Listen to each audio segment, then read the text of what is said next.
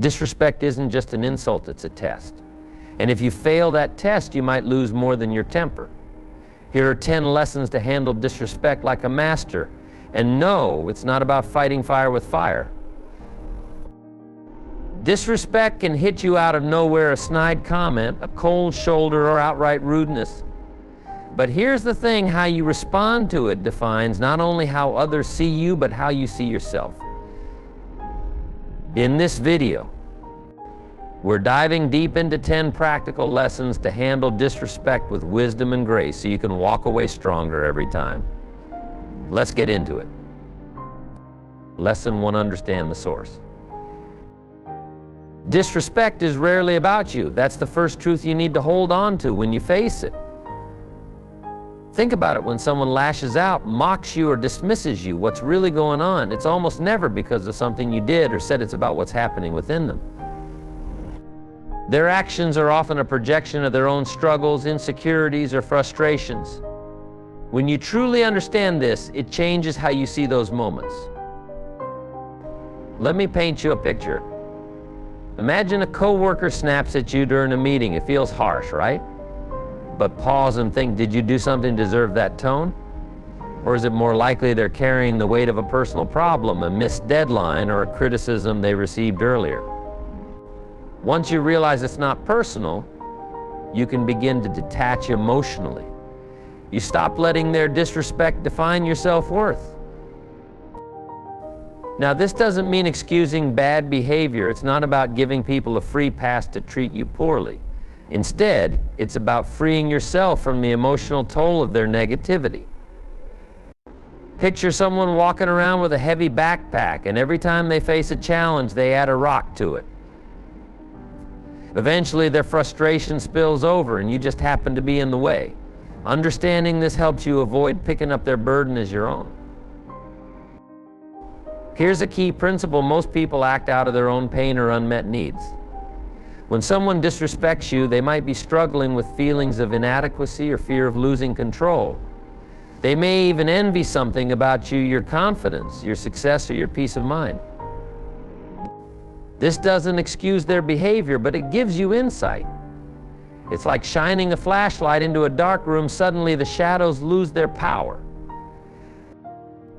Now let's flip the perspective for a moment. Have you ever lashed out at someone without meaning to? Maybe it was a bad day and you said something harsh to a friend or family member. Later you regretted it, realizing your words had nothing to do with them but everything to do with how you were feeling inside. That's what happens with most people who disrespect others. They're not thinking about you, they're reacting to their own chaos. Understanding this allows you to approach disrespect with a sense of compassion, not weakness, but strength. When someone disrespects you, instead of feeling hurt or angry, you can ask yourself, what might this person be going through? This simple question shifts your mindset from being a victim to being an observer. And when you're an observer, you gain clarity and control over how you respond. Here's another layer to this lesson. Some people thrive on provoking others. They may use disrespect as a tool to feel superior or to mask their own insecurities. If you understand that their actions are a cry for validation or attention, it's easier not to take the bait. Responding with calmness and poise robs them of the reaction they're seeking. In a way, it's the ultimate form of self-respect. You refuse to let their negativity pull you down to their level. Let's take a practical example. Imagine you're at a family gathering and a relative makes a snide comment about your career or life choices. The natural reaction is to defend yourself or snap back, right? But what if instead you paused and thought, what's really driving this comment? Maybe they feel stuck in their own life and are projecting their frustrations onto you. Once you see this, you can choose to respond or not with grace. You've taken the higher road without letting their words linger in your mind. Here's the final takeaway: understanding the source of disrespect doesn't make it less hurtful, but it gives you power. It shifts the narrative from why are they treating me like this to this is about them, not me. And that shift is liberating. It frees you from the endless cycle of overthinking and self-doubt that disrespect often triggers. So the next time someone disrespects you, remember this lesson. Don't internalize their words or actions. Recognize that their behavior is a reflection of their inner world, not yours. This understanding isn't just a shield, it's a sword that cuts through the noise of negativity, leaving you standing tall, unshaken, and in control. Lesson 2, master the pause. The pause is your secret weapon. It's the space between stimulus and response, and in that space lies your power to choose how you react. Think about it when someone disrespects you. What's your first instinct?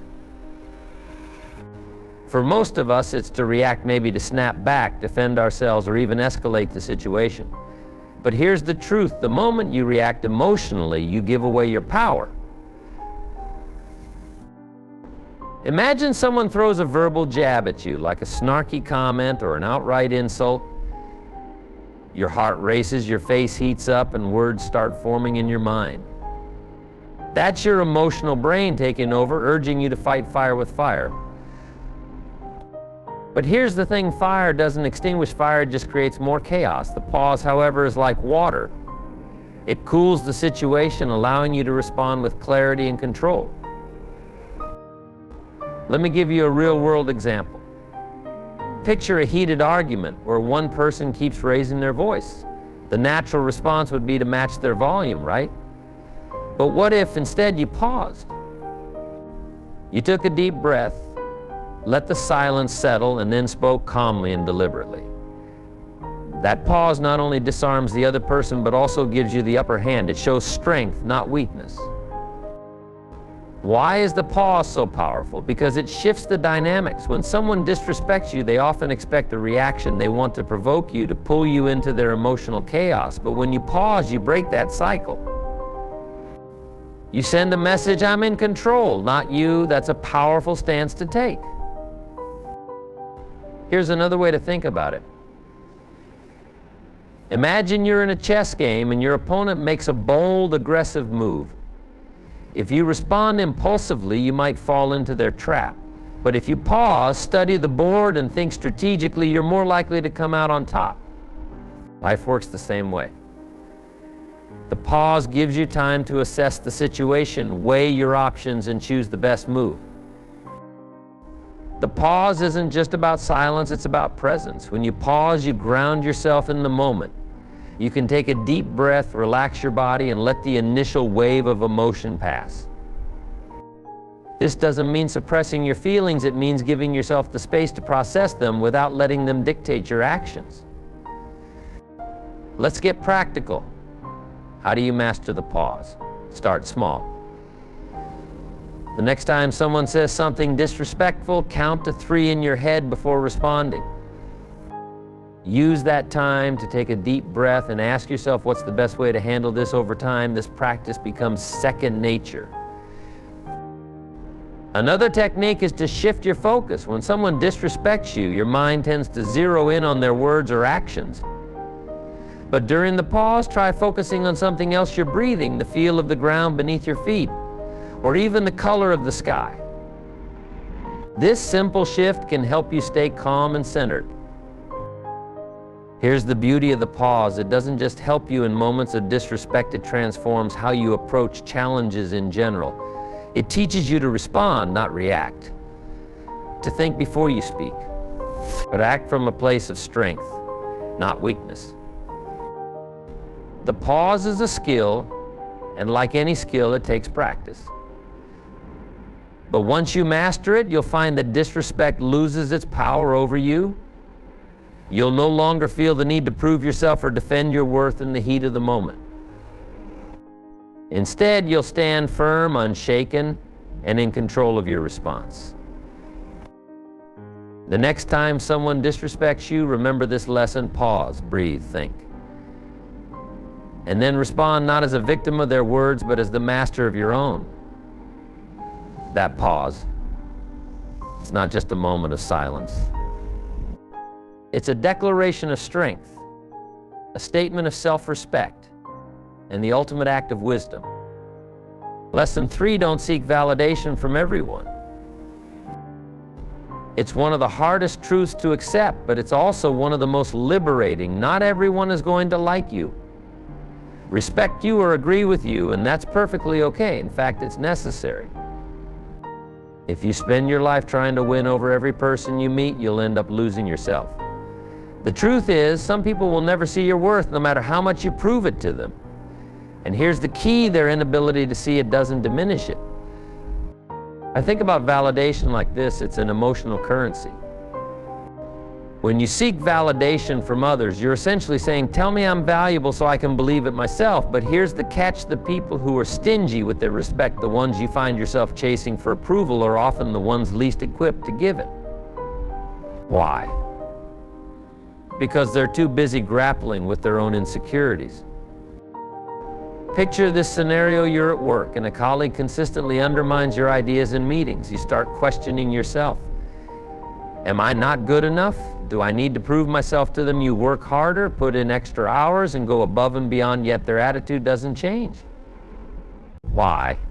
Because their lack of respect isn't about your performance, it's about their perspective. They might feel threatened by you, or perhaps they're projecting their own shortcomings onto you.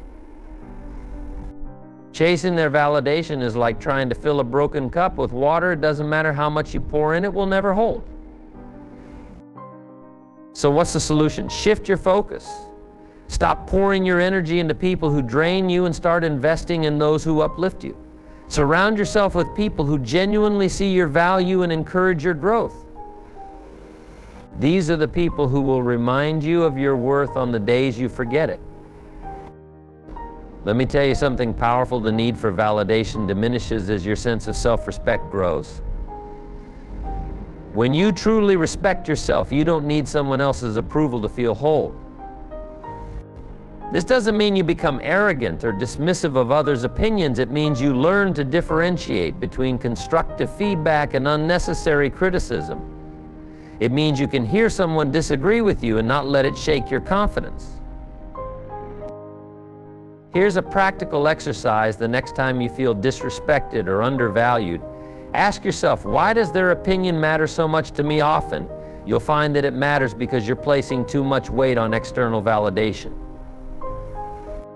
Now flip the script.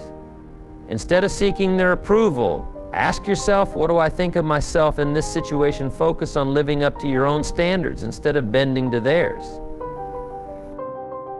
There's a famous saying: you can be the ripest, juiciest peach in the world, and there will still be someone who hates peaches. It's a reminder that no matter how hard you try, you can't please everyone.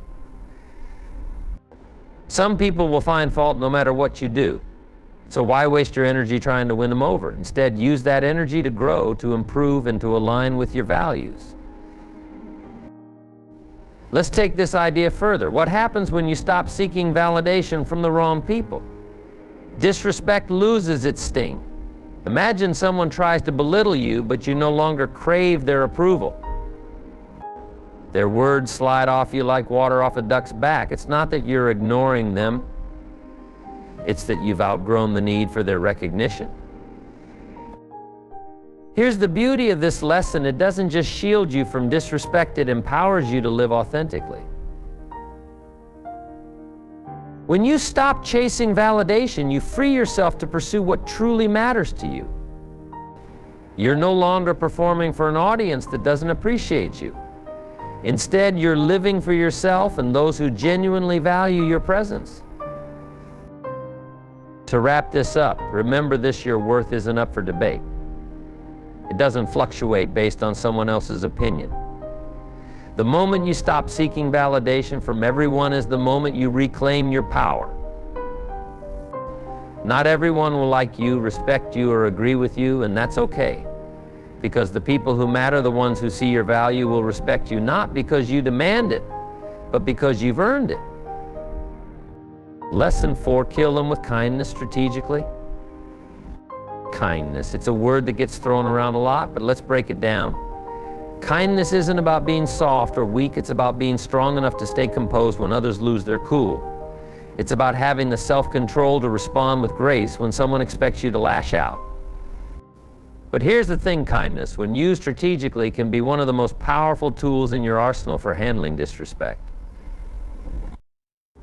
Imagine this: you're in a heated argument and the other person is raising their voice, trying to get under your skin. You feel the urge to retaliate, to match their energy. But instead of giving in, you take a deep breath and respond with a steady, calm voice. "I see you're upset. Let's talk about this when we've both had a chance to cool down what just happened." You've completely disarmed them. Their anger has nowhere to go. Your calmness makes their outbursts look petty and small. Kindness isn't about letting people walk all over you. It's about setting the tone for how you want to be treated. By responding with respect, even when it's not given to you, you maintain your dignity. And here's the best part: it's not just about how others see you, it's about how you see yourself. Every time you respond with kindness, you reinforce your own self-respect. But let's be clear, kindness doesn't mean being a pushover. It doesn't mean tolerating disrespect or pretending bad behavior doesn't bother you. Strategic kindness is about responding in a way that protects your peace while subtly holding the other person accountable. It's about staying composed without compromising your boundaries. Let me give you a practical example. Suppose a coworker makes a rude comment about your work in front of others. Instead of snapping back, you respond with a smile and say, "Thanks for your feedback. Let's discuss it further after the meeting." You've acknowledged their comment without escalating the situation. More importantly, you've shown everyone in the room that you're in control, not them. Here's why kindness works: it shifts the dynamic. When someone disrespects you, they're often trying to provoke a reaction. They're testing your limits, seeing if they can pull you into their negativity. But when you respond with kindness, you don't just avoid their trap, you flip it on them. They're left looking petty, while you come across as composed and confident. Think of kindness as a mirror. When someone throws negativity your way, your kindness reflects their behavior back at them. It forces them to see themselves clearly. And often, that's enough to make them rethink their approach. There's a deeper layer to this. Responding with kindness isn't just about how it affects the other person, it's about what it does for you. Anger and resentment are heavy emotions to carry. They weigh you down, cloud your judgment, and steal your peace. Kindness, on the other hand, is light. It frees you from the emotional burden of holding on to grudges. Let's take this idea to a broader perspective. Kindness, when used strategically, can create a ripple effect. By choosing to respond with grace, you set an example for others. You show them that there's a better way to handle conflict, a way that doesn't involve anger or retaliation. And who knows? Your response might inspire them to approach their next conflict differently. To sum it up, kindness isn't just a response, it's a strategy. It's a way to rise above disrespect without losing your composure. It's a way to protect your peace while subtly holding others accountable. So the next time someone disrespects you, remember this: don't fight fire with fire. Kill them with kindness strategically. It's not just about being the bigger person, it's about being the wiser one. Lesson 5, set boundaries without apology. Respecting others doesn't mean sacrificing your own self-respect. Let's get one thing clear: being kind and being a doormat are two completely different things. Disrespect often persists not because of the strength of the other person, but because of the lack of clear boundaries on your part. People will treat you the way you allow them to, and setting boundaries is your way of teaching them what's acceptable. Now, many people hesitate to set boundaries because they feel it's confrontational or rude. But the truth is, boundaries aren't about creating conflict, they're about protecting your peace. Think about it like this: you wouldn't let someone walk into your home and start breaking things, would you? The same principle applies to your emotional and mental space. Boundaries are your way of saying, "This is my space and you don't get to trash it." Let's talk about how to set boundaries effectively. First, understand that setting a boundary isn't about attacking the other person, it's about expressing your needs calmly and clearly. For instance, if someone speaks to you disrespectfully, instead of lashing out, you can simply say, "I won't tolerate being spoken to like that." Notice how this statement is both firm and respectful. It's not an attack, it's a declaration of your standard. Here's an example. Imagine a friend who constantly interrupts you during conversations. You value the friendship, but this behavior is starting to frustrate you. Instead of bottling up your feelings or snapping at them, you set a boundary. You might say, "I appreciate our conversations, but it's hard for me to share my thoughts when I'm interrupted. Can we work on giving each other more time to speak?" This approach maintains the relationship while addressing the issue. Boundaries are not just about what you say, they're also about how you enforce them. Words without action are like a fence without a lock. It doesn't keep anyone out. If someone crosses your boundary, you need to follow through with consequences. For instance, if a coworker repeatedly disrespects you after you've asked them to stop, you might escalate the issue to your manager. The key is to stay consistent.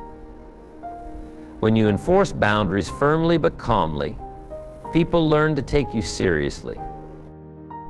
But let's address the fear that often comes with setting boundaries, the fear of being perceived as mean or difficult. Here's the truth: respecting yourself sometimes means disappointing others. And that's okay. You can't control how others react to your boundaries, but you can control how you set them. If someone gets upset because you're no longer tolerating their disrespect, that's a reflection of their behavior, not yours. Setting boundaries also helps you in unexpected ways. It frees up your energy. When you're not constantly defending yourself or putting out emotional fires, you have more mental and emotional space for the things that truly matter. You become more focused, more confident, and more at peace.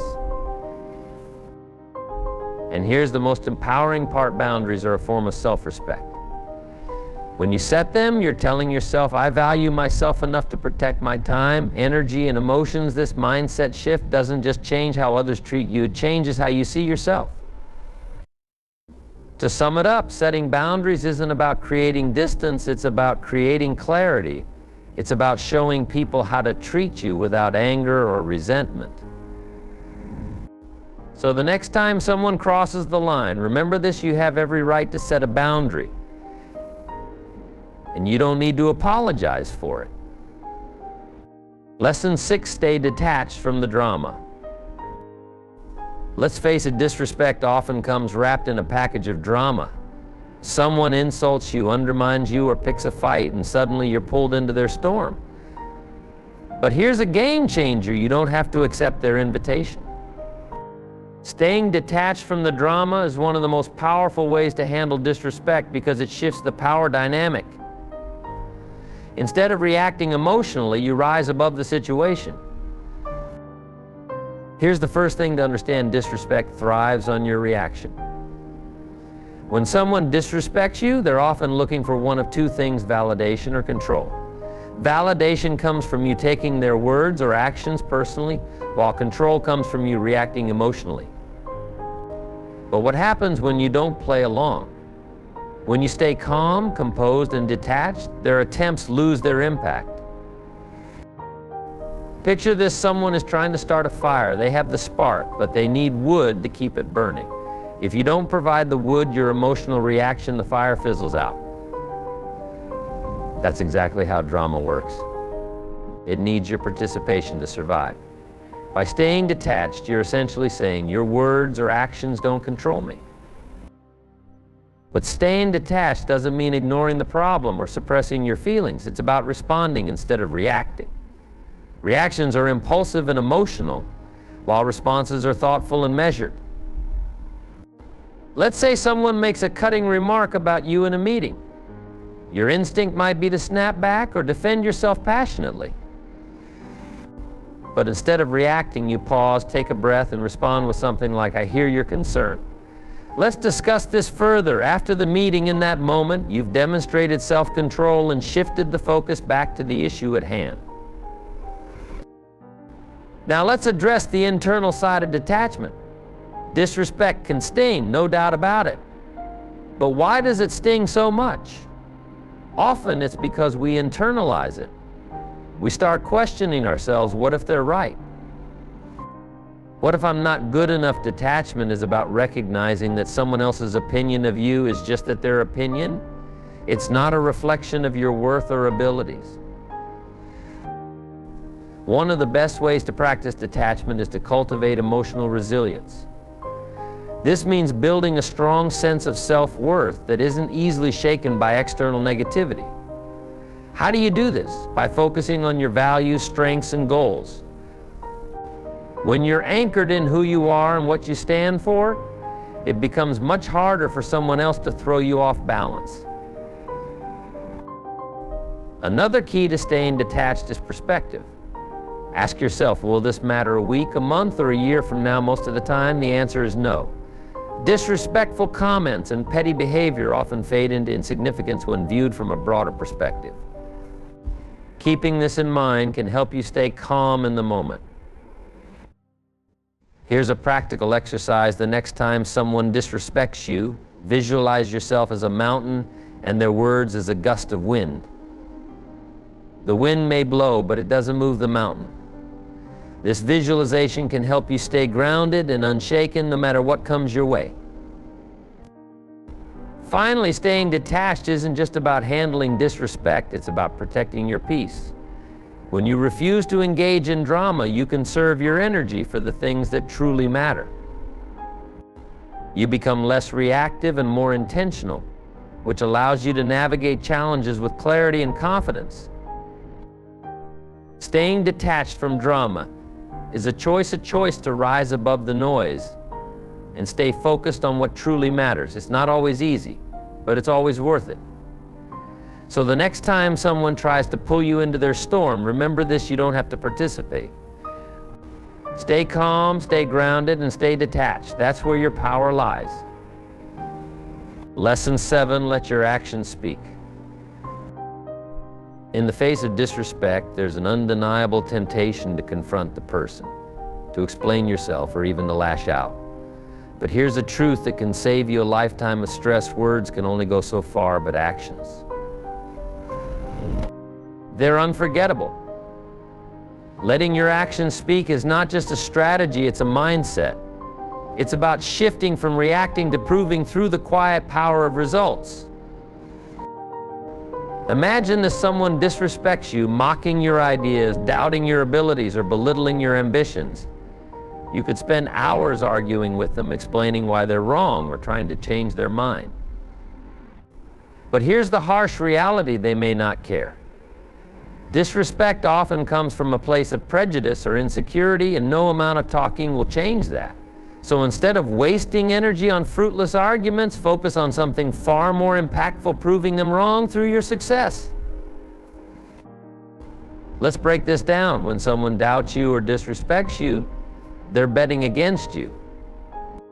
Every dismissive comment, every skeptical glance is their way of saying, I don't think you can do it. But here's the beauty of letting your actions speak. When you succeed, their words become meaningless.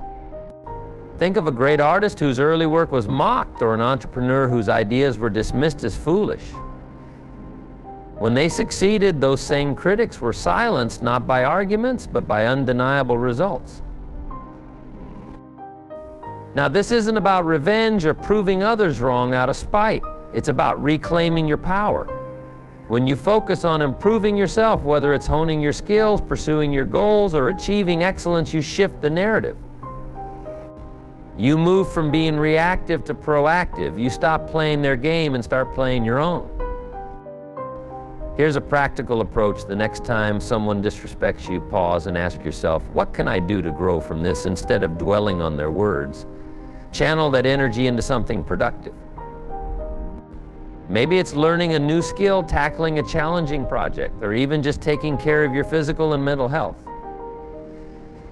Every step forward you take is a step further from their negativity.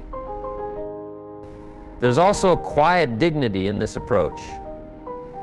When you let your actions speak, you're sending a powerful message: I don't need to engage with your negativity.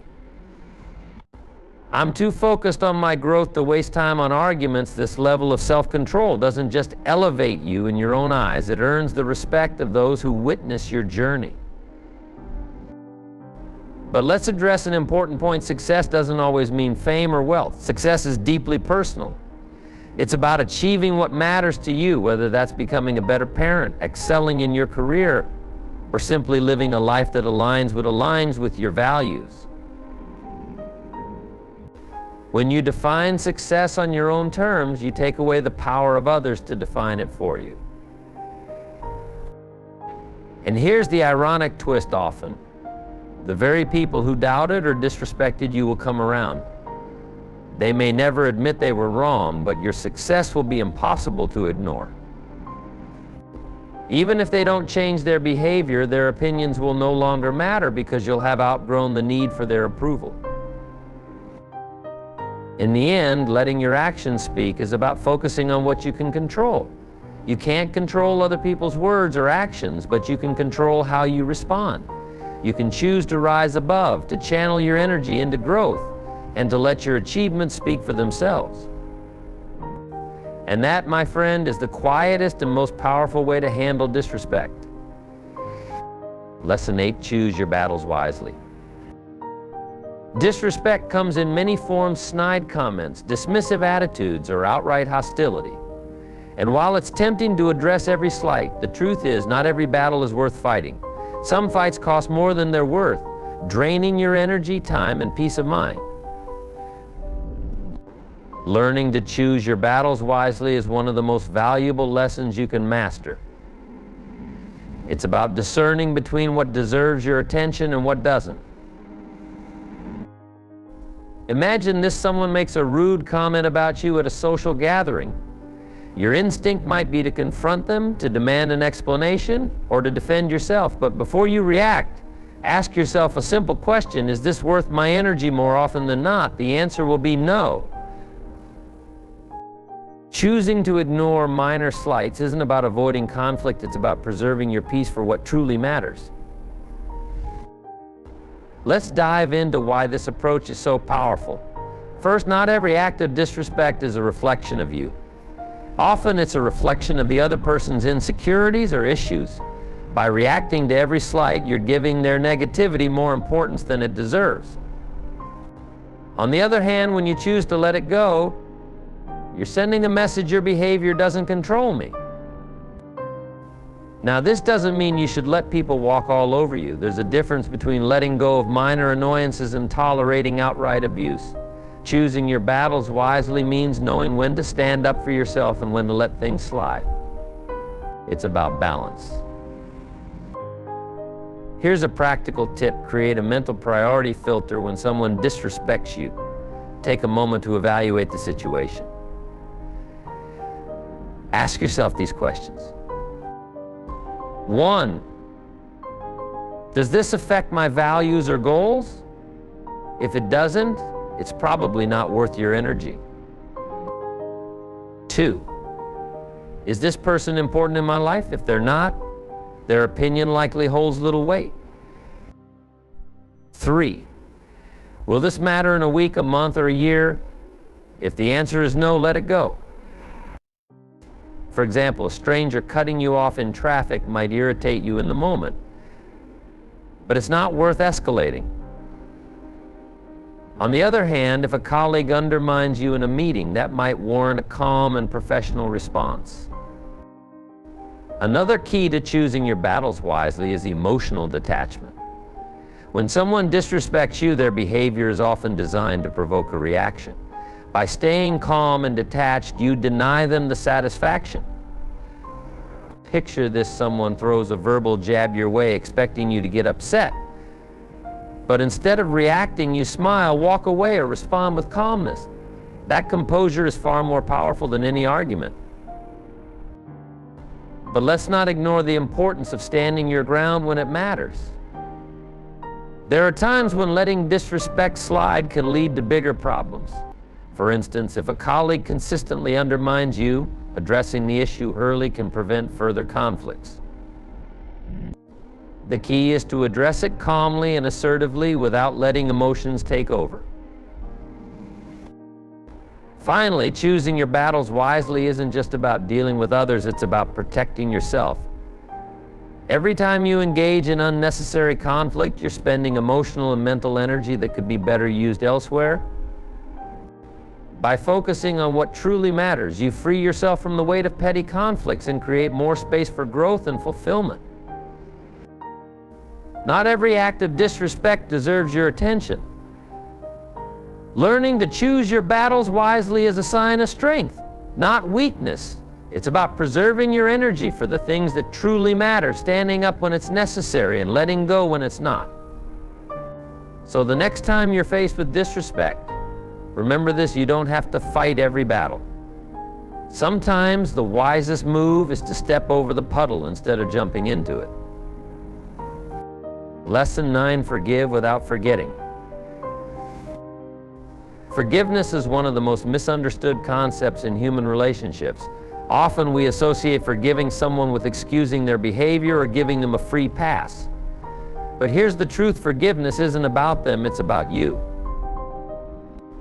It's about unshackling yourself from the heavy burden of resentment and moving forward with a lighter heart. Yet forgiving doesn't mean forgetting. It's about remembering the lesson, not the pain. Think of forgiveness like clearing out old, heavy baggage. Imagine carrying around a suitcase filled with anger, bitterness, and hurt. It weighs you down with every step, making it harder to move forward. Forgiveness is like unpacking that suitcase and deciding you don't need to carry it anymore. You're not erasing the past or pretending it didn't happen. You're choosing to stop letting it control your future. But let's be clear, forgiving isn't easy. It takes strength to let go of resentment, especially when the hurt runs deep. So why do it? Because holding on to anger doesn't punish the person who disrespected you, it punishes you. Resentment is like drinking poison and expecting the other person to suffer. Forgiveness is the antidote. Here's an important distinction: forgiving someone doesn't mean you're okay with what they did. It doesn't mean you're inviting them back into your life or trusting them again. Forgiveness is about emotional freedom, not reconciliation. In fact, you can forgive someone and still keep them at arm's length. Let's talk about forgetting, or rather, not forgetting.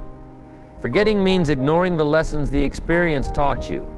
If someone disrespected you, they revealed something about their character or values. Forgiveness allows you to release the pain, but remembering allows you to protect yourself in the future. For example, if a friend betrayed your trust, forgiving them helps you heal emotionally. But remembering the betrayal teaches you to be cautious about confiding in them again. Forgiveness and forgetting are not the same, and understanding this difference empowers you to move forward wisely. Now let's explore the practical side of forgiveness. Start by acknowledging your feelings. It's okay to feel hurt, angry, or disappointed. That's part of the process. Suppressing your emotions won't help, it only delays the healing. Once you've processed your feelings, ask yourself, what can I learn from this? Maybe the lesson is about setting boundaries, recognizing red flags, or valuing your own worth. Next, choose to let go of resentment. This doesn't mean forcing yourself to feel something you don't. Forgiveness is a decision, not a feeling. It's about saying, I'm not going to let this anger control me anymore. One helpful exercise is writing a letter to the person who disrespected you. You don't have to send it. In fact, it's better if you don't. Write down everything you feel, every hurt, every frustration. Then at the end of the letter, write, I forgive you, not because you deserve it, but because I deserve peace. When you're done, tear up the letter or burn it. It's a symbolic way of releasing the pain. Finally, remember to protect yourself going forward.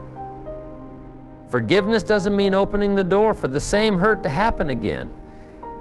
It's about learning to navigate relationships with wisdom and discernment. Forgiving without forgetting is a balance between grace and self-respect. It's about freeing yourself from the emotional chains of resentment while remembering the lessons that make you stronger. When you master this balance, you gain clarity, strength, and peace, a trifecta of freedom that allows you to live life on your terms. Lesson 10, invest in self-respect. Here's the truth that will change your life. Self-respect is the foundation of how others treat you. When you respect yourself, you set a standard that others must meet. Without self-respect, you're more likely to tolerate disrespect, accept less than you deserve, and let others dictate your worth. The ultimate key to handling disrespect lies in strengthening your own self-respect. It's like building a fortress around your inner peace. So what is self-respect really? It's not arrogance or an inflated ego. It's the quiet confidence that comes from knowing your worth and living in alignment with your values. Self-respect is about honoring your own boundaries, staying true to your principles, and refusing to let anyone's opinion weigh more than your own. But how do you build self-respect? It starts with keeping promises to yourself. Think about it. Every time you set a goal or make a commitment to yourself and follow through, you reinforce your sense of trust in your own abilities. Conversely, when you break promises to yourself, skipping the gym, procrastinating, or letting bad habits slide, you chip away at your self-respect. Start small. Make a list of commitments to yourself, no matter how minor they seem. It could be as simple as drinking more water, reading for 10 minutes a day, or going to bed earlier. Each time you honor these commitments, you're sending a message to yourself, I am worth the effort. Next, align your actions with your values. Take a moment to reflect on what truly matters to you: integrity, kindness, ambition, family, health. Are your daily choices reflecting these values? When you live in alignment with your principles, you create a sense of inner harmony that strengthens your self-respect. Another critical step is setting boundaries. This can be challenging, especially if you're used to people pleasing or avoiding conflict. But here's the thing, boundaries aren't about shutting people out, they're about teaching others how to treat you. When you set a boundary, you're saying, I value myself enough to protect my time, energy, and well-being. For example, if someone constantly interrupts you, calmly but firmly say, I'd appreciate it if you let me finish speaking. If a friend consistently shows up late, let them know I respect my time. And I'd like us to honor it by meeting at the agreed time. These small acts of self-assertion build your confidence and teach others to respect you. Another key to investing in self-respect is letting go of the need for external validation. It's natural to want approval from others, but basing your self-worth on their opinions is a slippery slope. People are fickle, and their views can change on a whim. Instead, focus on cultivating an inner sense of worth that doesn't depend on outside affirmation. One powerful practice is self-reflection. Take time each day to acknowledge your strengths, celebrate your achievements, and identify areas for growth. Gratitude journaling can also help. It shifts your focus from what's lacking to what's abundant in your life. Finally, surround yourself with people who uplift and inspire you. The company you keep has a profound impact on your self-respect. When you're around people who value and support you, you're reminded of your own worth. Conversely, toxic relationships erode your confidence and self-esteem. In the end, investing in self-respect is the greatest gift you can give yourself. It's not about being perfect or never making mistakes. It's about showing up for yourself, learning from setbacks, and continuously striving to be your best.